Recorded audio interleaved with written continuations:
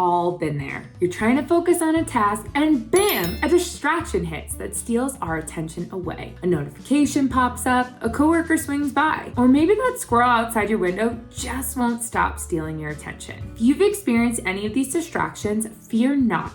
This video will equip you with the tools to handle those times when distractions happen and will help you to stay productive.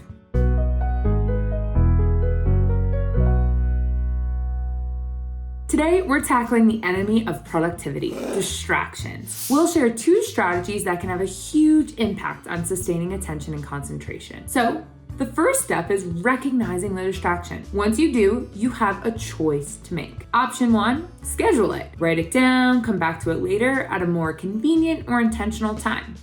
Option 2 is give it a time limit. Allow yourself the time to explore the distraction, but set a limit on it. You can do this by setting a timer to mark how long you want to spend on the distraction. When the timer goes off, you're either done with the distraction, or you can write it down and come back to it at a later, more reasonable time. So let's say that you get a text message from a friend. It's about an upcoming social event. Yay!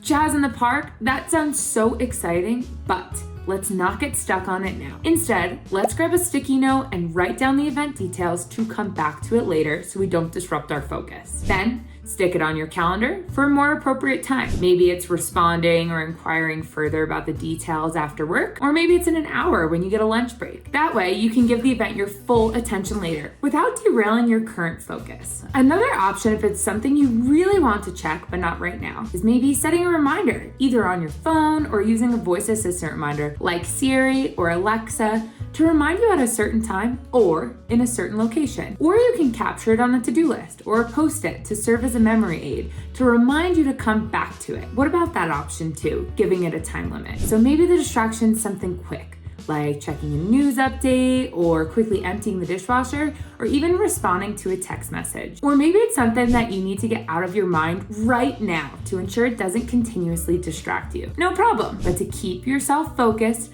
set that timer with a limit. Give yourself a short amount of time, say 2 minutes, to indulge in the distraction.